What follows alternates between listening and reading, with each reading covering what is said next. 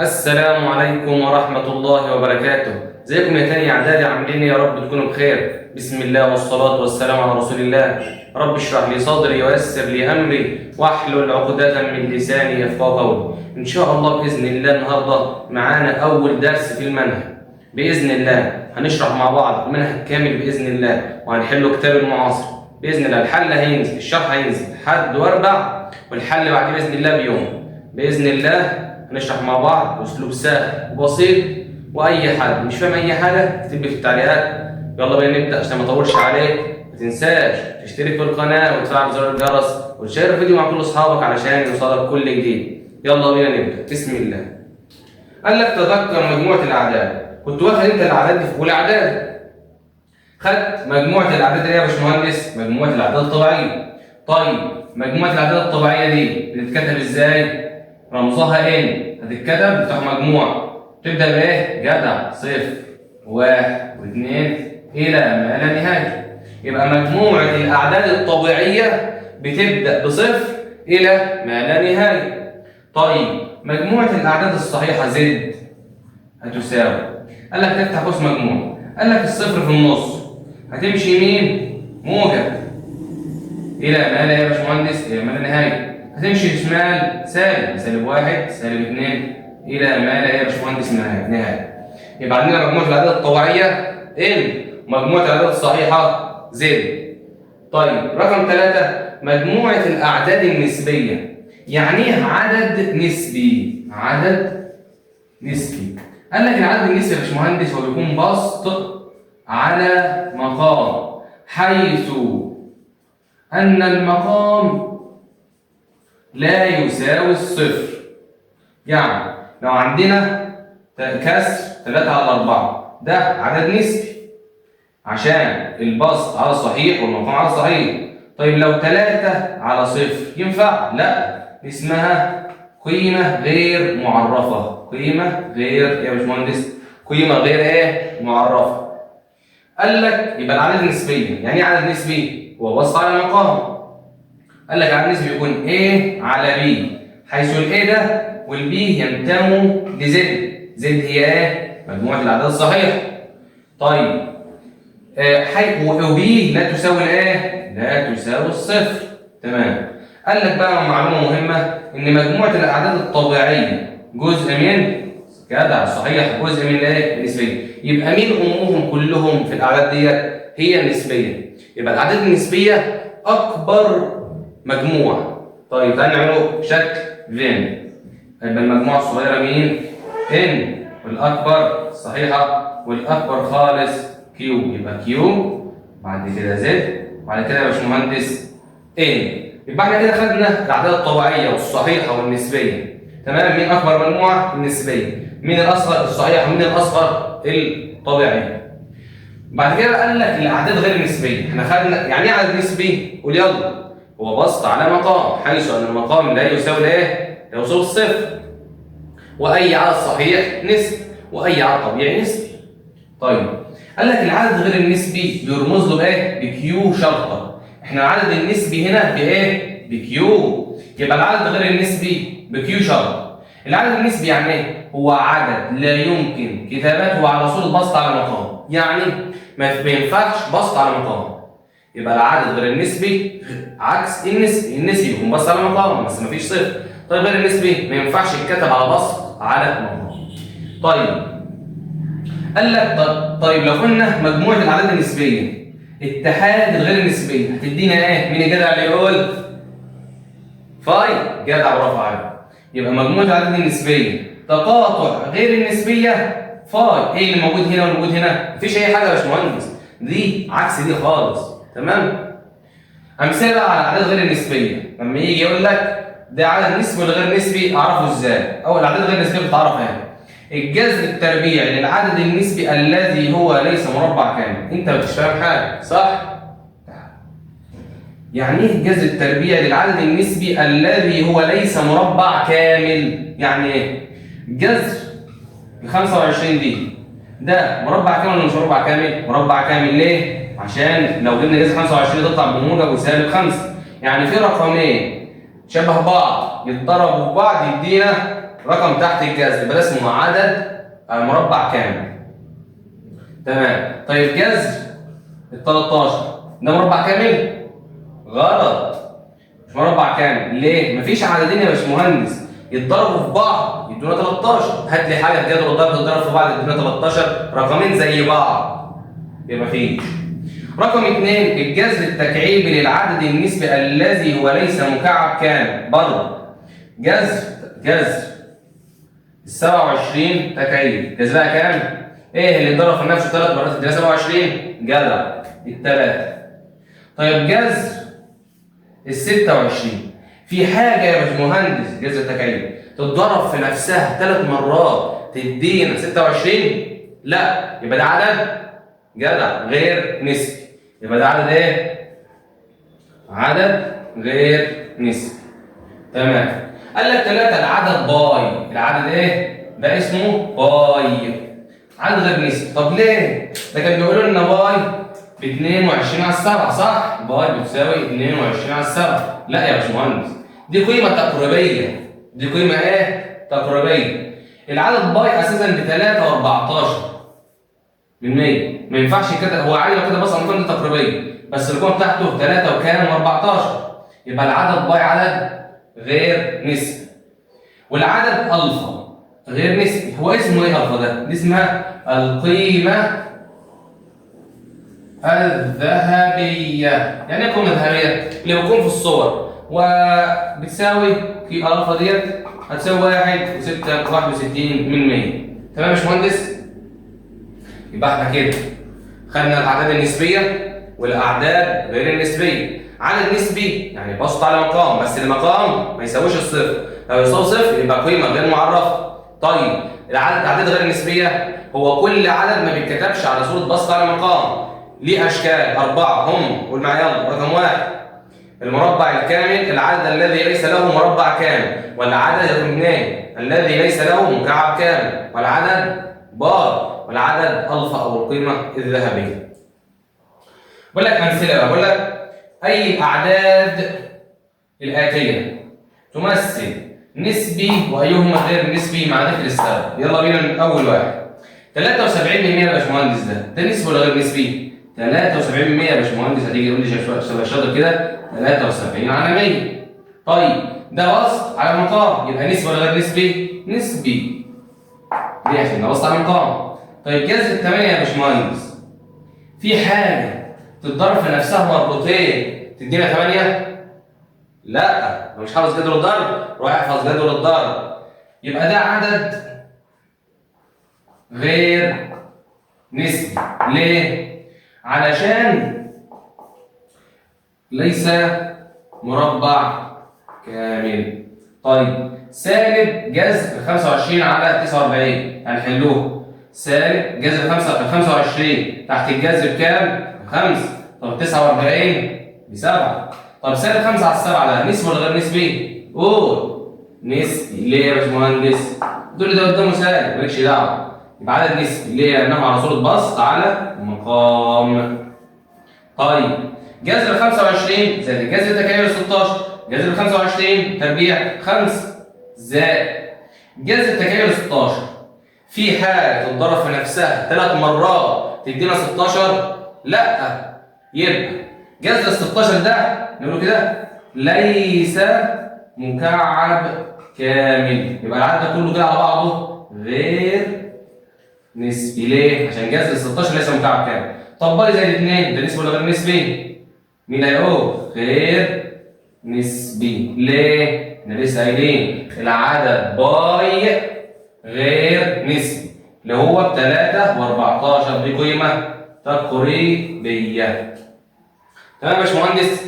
بعد كده بقى عندنا العدد النسبي ده يقع بين عددين نسبيين. يبقى كل عدد نسبي يقع بين عددين نسبيين. عايزين بقى نعرفه ازاي نجيبوا العددين دول. يلا بينا.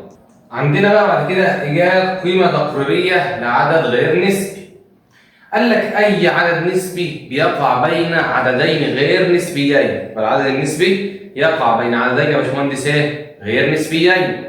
طيب في بقى مسألة بتجيلك اوجد العددين المتتاليين صحيحين العدد غير نسبي. طب احلها ازاي؟ ليها خطوات كتير، بس خد بقى الخطوات ديت ومشي بيها وباذن الله مفيش اي مساله هتقف معاك. يلا بينا. اول حاجه اجيب بالاله رقم تقريبي للعدد، يعني جاري جذر 13، هي كاتب على الاله جذر 13، اكتب هيطلع لي جذر 13، اكتب اس دي هيطلع لي قيمه تقريبيه ليه. تمام؟ طيب رقم 2 اخد اول رقم صحيح بعده واربعه واحطه في الجذر، يعني مثلا ال 13 دي القيمه التقريبيه ليها كام؟ 3 و5 و3 و6 من 10. طب اول رقم صحيح بعديها بعد ال 3 و6 من 10 على طول يبقى ايه؟ الاربعه. طيب يبقى 4 و4 يبقى 16 واحطها في الجذر، يبقى جذر 13 ايه الاكبر منه؟ جذر 16. ده عدد نسبي بقى، ده نسبي، ده نسبي. طب ايه الاصغر منه؟ ايه الاصغر من 3 و6؟ الثلاثه، اخد واربعه واحطه تحت جذر، يبقى 4 و9 واحطه تحت جذر، يبقى كده اتحلت. يبقى لو قال لك العددين يبقوا 4 و3، اما لو قال لك عايز الجذور هتربعها وتحطها في الجذر. يبقى اول حاجه اجيب بالاله رقم تقريبي للعدد. تاني حاجة آخذ أول رقم صحيح بعده وأربعه وأحطه تحت جذر، وقبليه وأربعه وأحطه تحت جذر يا باشمهندس. تمام؟ يبقى التلاتة والأربعة هما الإيه؟ العددين. طب مثال يلا، بقول لك جذر 18، أنا القيمة التقريبية دي كام؟ 4. أول حاجة نعملها اختار 4 و6 من 10. طب ايه الاكبر منه على طول؟ الخمسة. طب ايه الاصغر منه على طول؟ الاربعة. هاخد دي اربعها تبقى جذر 16، ودي جذر 18، ودي جذر 25. طيب مثال 25 رقم 2 بيقول لك 25 تكعيب. طيب في رقم يبقى 25 تكعيب؟ لا. طب ده القيمة التقريبية ليه كام؟ 2 9 من 10. ايه الرقم الاكبر منه؟ 3. وايه الرقم اللي اصغر منه على طول؟ الاثنين. طب هاخد 3 4 هتبقى جذر كام؟ اكعبها بقى يبقى جذر 27، واخد الاثنين اكعبها تبقى جذر 8. تمام يا باشمهندس؟ يبقى اول حاجه هتجيب بالاله الحاسبه الرقم وتاخد الرقم الاكبر منه وتربعه وتحطه تحت الجذر، والرقم الاصغر منه وتربعه وتحطه تحت جذر. اول ما يقول لك كلمه قدر في مساله اسمها كده، يبقى قرب. مثال 3 وجذر 34. اول حاجه جذر 34 ده نسبي ولا غير نسبي؟ سمعني. ده غير نسبي. ليه يا باشمهندس محمد؟ غير نسبي. بص يا حبيبي، علشان ده مفيش عددين يتضربوا في بعض يدينا 34، يبقى ده ليس مربع كامل. هكتب على الاله جذر ال 34 هتديني 5.8 من 10. طب ايه الرقم الاقرب ليها؟ الست. طب الثلاثة تنزل زي ما هي، 3 في 6 هتساوي 18. بعد كده بقى الأعداد الحقيقية. الأعداد الحقيقية هي مجموعة الأعداد النسبية وغير النسبية. يبقى الأعداد الحقيقية هي اتحاد مجموعة الأعداد النسبية مع مجموعة الأعداد غير النسبية. يعني الأعداد الحقيقية بترمز لها برمز إيه؟ R. يبقى R بتساوي Q اتحاد Q شرطة. يبقى أعداد نسبية اتحاد أعداد يا باشمهندس غير نسبية. طيب قال لك R أكبر مجموعة، اللي أصغر منها أعداد نسبية، اللي أصغر منها على صحيح الأصغر الأعداد الطبيعية. بيقول لك ضع تنتمي ولا تنتمي وتحتوي ولا تحتوي. تنتمي ولا تنتمي دولت ركز معايا مع الأعداد. طب وتحتوي ولا تحتوي؟ مع المجموعات. يبقى لما يجيب لي مجموعة اختار تحتوي ولا تحتوي، لما يجيب لي عدد يبقى تنتمي ولا تنتمي. يلا بينا نحل اللغة. بقول لك جذر 3 احنا قلنا ده ايه؟ ده عدد، يبقى هنختاره تنتمي او لا تنتمي. جذر 3 ينتمي ولا لا ينتمي؟ الار دي اسمها مجموعة الاعداد الحقيقية، اكيد ينتمي. ليه؟ اصل العدد غير نسبي، والعدد غير نسبية هي ايه؟ جزء من الأعداد الحقيقية. طيب جذر 5 ينتمي ولا لا ينتمي لكيو شرطه. يعني ايه كيو شرطه؟ يعني مجموعه الاعداد غير النسبيه. يبقى ينتمي ولا لا ينتمي يا باشمهندس؟ يبقى ينتمي. ليه؟ لان الجذر الخمسه ده ليس مربع كامل. طيب زد ادي مجموع، يبقى نستخدمه تحتوي ولا تحتوي. زد جزء من ولا تحتوي ولا تحتوي الكيو شرطه. الاعداد الصحيحه يا باشمهندس، ودي الاعداد غير نسبيه، تحتوي ولا تحتوي؟ لا تحتوي. مفيش جزء، مفيش حاجه مشتركين فيها. طيب جذر السالب 4 والار، ولا هيقول لي ده عدد، يبقى نستخدمه تنتمي ولا تنتمي. برافو عليك. طب هتقول لي ده جذر سالب 4 تنتمي، اقول لك غلط يا باشمهندس. ليه؟ مفيش جذر يبقى تحتيه سالب، يبقى هنا لا تنتمي يا باشمهندس. يبقى مفيش عدد حقيقي جذره سالب. لو الجذر تحتيه سالب يا باشمهندس سالب 4 يبقى اتكتب فاي. السالب ده يا باشمهندس في اولى ثانوي بيتحول عدد اسمه عدد تخيلي وحاجات ماليش دعوه بيها. تمام؟ يلا بينا بقى ناخد اخر حاجه في الدرس عشان نقفل الدرس على كده يا باشمهندس. عندنا بقى بعد كده يا باشمهندس حل المعادلات. هيجي لي معادله مثلا زي 5x تربيع ناقص 3x4، اي معادله تجيلي، ولكن عايزك تركز في x تنتمي ليه يا باشمهندس. ماشي؟ ليه؟ علشان لو الرقم اللي طلع بينتمي للمجموعه ديت هكتب المجموعه، طب ما بينتميش هكتب مجموعه الحل فاي يا باشمهندس. يلا بينا نحله. اول مثال حل المعادله عادي بقى، 5x تربيع ناقص 3x4 يبقى 5x نحله. يلا بينا بسم الله. 5x تربيع هيساوي 7 زائد 3 يبقى 5x تربيع هتساوي 10، يبقى الاكس تربيع هتساوي 10 على 5، يبقى الاكس تربيع هتساوي يا باشمهندس 2. طب الاكس